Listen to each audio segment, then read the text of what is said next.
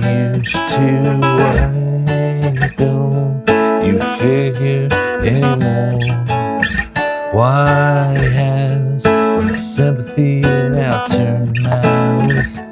It doesn't matter anymore.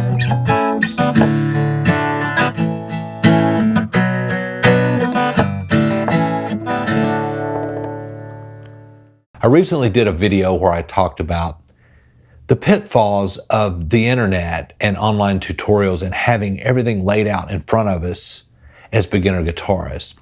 What it does, it's intimidating for one thing, but what it does, it shows us how far we have to go, so to speak. So we rush through the lessons. We're not really sitting with each lesson and really having it become a part of our guitar playing. It's just another piece of knowledge that we've learned, and now we're on to the next thing. One thing that you can do to combat this, as you're learning new things, learn bits of songs. Doesn't have to be the entire song. It can be a lick here, a chord progression there. These are fun to play, and you're learning. It is practice. Playing is practice. So keep moving forward, but have these bits of songs that you play, because one thing, it doesn't seem like practice, and you'll have the guitar in your hands more as you're piddling with songs, and then learn your new lesson, right? In this lesson, I'm going to show you some songs that I learned and the lessons that were hidden within them, and I didn't even realize it at the time, but now I do. I first picked up the guitar in the mid to late 80s. I wasn't driving yet. And I think every beginner at that point learned some part of Sweet Home Alabama.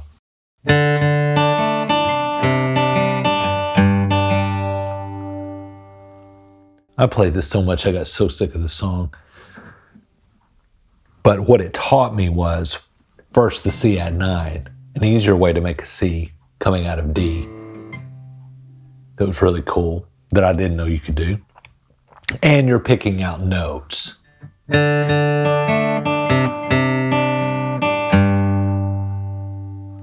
Kind of an introduction to finger picking in a sense, because you know you're not just strumming. You can pick and choose certain notes. So that was a good learning experience for the very beginner. You know, the rock scene in the late 80s was chock full of hair bands, and I was really into it. And again, I was a kid. I was in like junior high.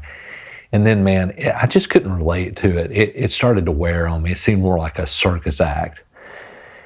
So I went back to my father's music, you know, and that's the only thing that really got me excited, you know, music from the 60s and 70s.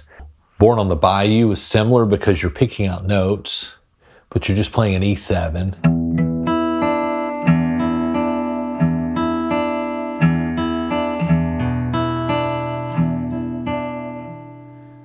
So that's developing your right hand, and it's introducing you to 7th chords, which is really cool. Probably the first lick I learned was Love Me Two Times by the Doors, which is really cool, and you can play it in 2 different positions. Love Me Two Times was probably the first lick I learned that I was actually, wow, this is cool. Like, I look cool playing. I look like I know how to play guitar. And you could play it in 2 different positions.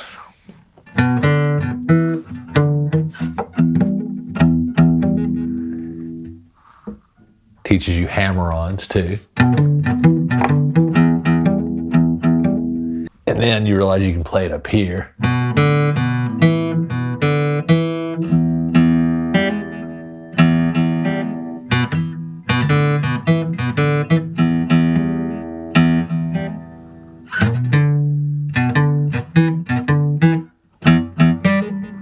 So a big lesson there is there's more than one way to skin a cat. Then the 90s happened. I'm 18, 19. That whole music revolution happened.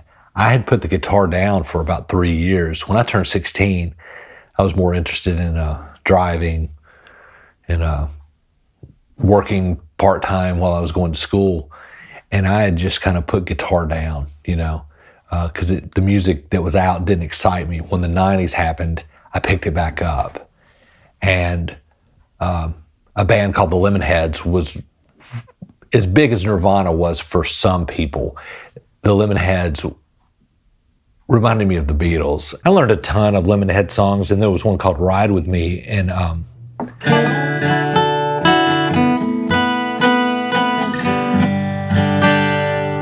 that was cool because it got you out of the first position, but you're still playing a lot of open strings and open chords with it. Lemonheads kind of had a Graham Parsons influence, so it kind of had that roots rock kind of sound and the jangly.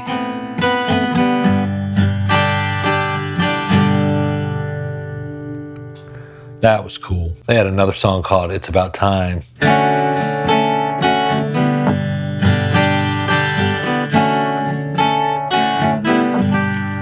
That introduced me to the D major 7. It's kind of a soft sounding chord. I haven't really heard it in a lot of songs where it just sounds cool, but that sounds cool. And that was like, oh, that's like an A. And then you just drop it down and you kind of get to stretch and play a little lick with that. And again, going to the open chords, just really country rock to me, really organic sounding. I love it. Then there was Good by Better Than Ezra, and it was just such a simple but catchy and kind of driving song on guitar, and I loved it so much. Better Than Ezra's Good, we used to joke that it was that chord progression. That chord progression is used in so many hit songs, and it throws the C7 in there, which is really cool, but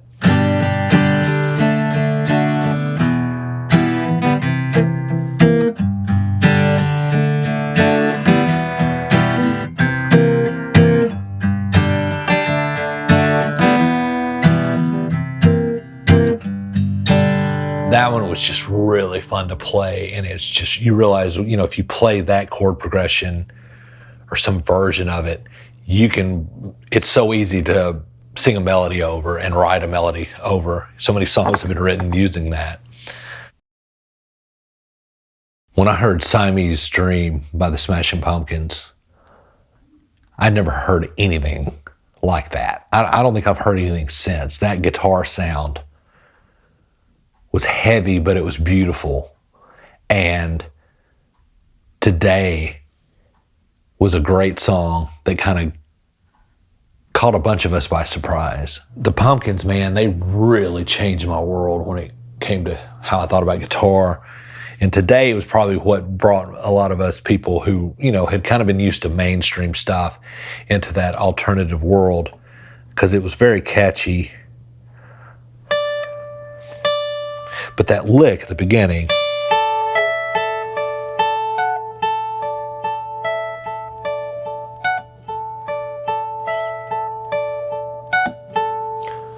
was so cool because you're so high up the neck, and it was kind of hard to play on an acoustic if that's all you had. And then if you had a buddy, once you realized it was or D, A, and G, and then you could just play that over it.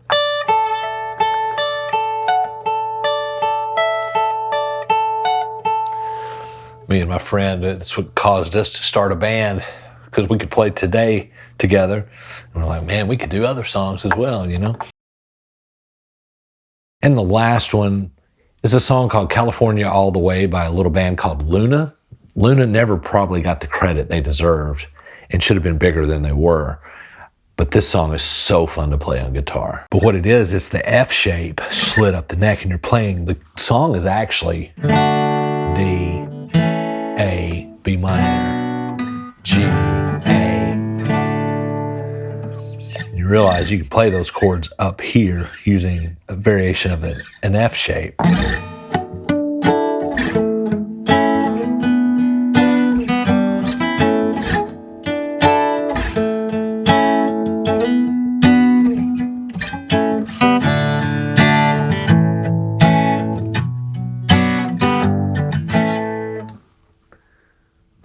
one of us would play the open chords while the others, because they're lower sounding, it sounds really good together.